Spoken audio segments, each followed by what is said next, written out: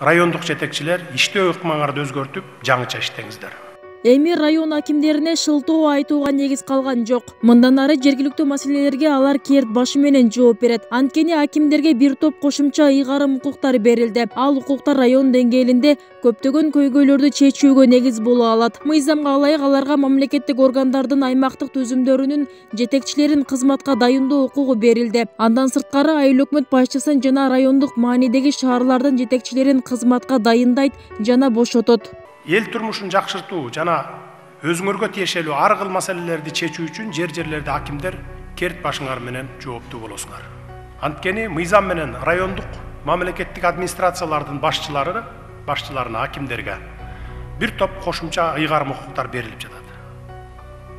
Ал укуктар көптөгөн маселелерди райондук деңгээлде чечүүгө толук шарт түзөт.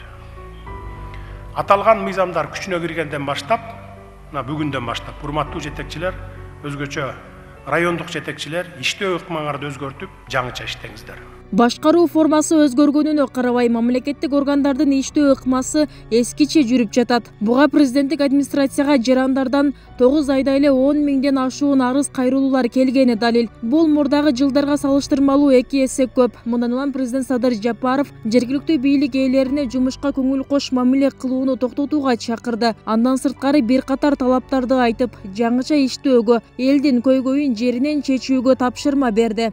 Жалпы эле бардык тармактардагы бүгүнкү акыбалыбыздын бирден бир себеби буга чейин мамлекеттик башкаруунун начардыгында болуп келген. Иш жүзүндө борбордук бийлик менен жергиликтүү бийликтин ортосунда ажырым дагы деле сакталып турат. Борбордук бийлик кабыл алып, аткарууга жиберген чечимдер өз убагында жерлерге жетип, аткарылышында чоң мүчүлүштүктөр болуп жатат. Бул жерде мен ачык эле айтып коеюн, акыркы 10 жылда бийликтин жоопкерчилигин бир топ эле жоготуп алдык.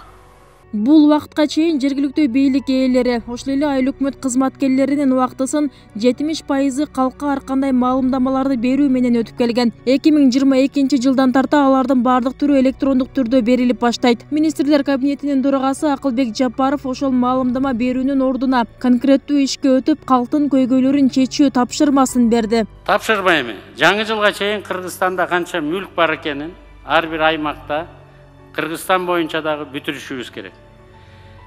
2022 жылдын 1 кварталына чейин алардын наркын билишибиз керек. Канча турат? Переоценка болуш керек. Канчага бааланат деген суроонун баарын тең дагы сиздер менен бүтүрүп, даярдап коюп коюшубуз керек. Бул жумуш бүтпөсө, баарыңарды сөздүн түз маанисинде айтайын, электрондук почта менен эле кызматтан ала баштайбыз. Эми кадр саясаты жөнүндө жарлыкка ылайык ар бир акимдин ишмердигине баа берилмекчи. Ушул тапта райондордун дээрлик басымдуу бөлүгүндө тууган урук, таныш билиш деген түшүнүк жоюлуп, ириде айыл жергесиндеги коррупцияга бөгөт коюлууда. Буга президент Садыр Жапаровдун жыл башында кол койгон мамлекеттик жаңы кадр саясаты жөнүндө жарлыгы негиз болду. Ага ылайык 19 райондун иштеп жаткан акими башка райондорго которулса, 18 аким жаңы дайындалды. Тийиштүү баягы тууган уругуң жок. Бирөө жаны таныбайсың, баардыгына бирдей калыс карайсың, жана өзүңүн чечимдерин, өзүң иштейм деген принциптериңди, өзүң иштейм деген максаттарыңды жүзөгө кенен мындайча айтканда ашыра аласың. Бул жагынан чындыгын айтканда эч бир эме жок, тоскоолдук жок да. Ошон үчүн мындай ротация, кадрлык ротация ирети президенттиктиги эң туура болгон. Муну эми негизги дагы райондогу кызматтар бар. Ошолорго дагы мындай жайылып кылса, киргизсе болот да. Кадрлар барын чечет дегендей, алардын жумуш аракети, эл менен иштөөсү, маселелерди чече билүүсү маанилүү. Карапайым калктын бийликке болгон наразычылыгы жергиликтүү бийликтин чабалдыгынан жана эл менен тыгыз иш алып барбагандыгынан чыгат. Элдин маселеси орто жолдо түрткүнчүк болуп, чечилбей келе жаткан мисалдар толтура. Ошондуктан жаңы күчүнө кирген жергиликтүү өз алдынча башкаруу жөнүндөгү мыйзам акимдердин ролун жогорулатты. Эми кызматка дайындоо жана тандоо алардын кесипкөйлүгүнө карап баа берилмекчи. Жаңы шайланган ошо жетекчилердин дарегине бир топ сын пикирлер бар, көпчүлүк коомчулук тарабынан. Ошого байланыштуу биз атайын жол иштеп чыкканбыз. Жакын күндөрү президент администрациясынан кол коюлат деп ойлойм. Президент указын даярдаганбыз. Жаңы муниципалдык кадрлар издерин түзүү боюнча. Албетте ал жерде квалификациялык талаптар бар. Биринчиси жетиштүү билими болуш керек. Жетекчилик кызматы, анын ичинде муниципалдык мамлекеттик кызматта иштеген иш тажрыйбасы болуш керек. Анан албетте таза репутация, таза адамдар болуш керек да. Андан тышкары биз алардын жана билим деңгээлин текшерип, анан атайын әңгимелешүүнү өткөрүп, анан резервге киргизебиз. Президент Садыр Жапаров 21 октябрда жергиликтүү бийлик ээлери менен өткөн жыйында парламенттик шайлоого өзүнчө токтолду. Жапаров шайлоого аралашкан мамлекеттик кызматкерлер жумуштан эле алыстабастан жоопкерчиликке да тартылат деген убада берди. Өлкөдө кайсы гана бийлик келбесин шайлоону калыс атааңдаштыкта уюштуруу убадасын бергени менен көп учурда ал массалык нааразычылык, айрымдары революция менен бүтөт. Ошондуктан өлкө башчысы бул жолу шайлоону дүйнө эли таң калгыдай таза өткөрүүгө чакырды. Административдик ресурсту колдонбой, таза шайлоо өткөрүп берүүнү облус башчысы аким жана айыл өкмөттөргө тапшырды. Учурда жалпы коомчулуктун талабы да ачык жана таза шайлоодо болууда.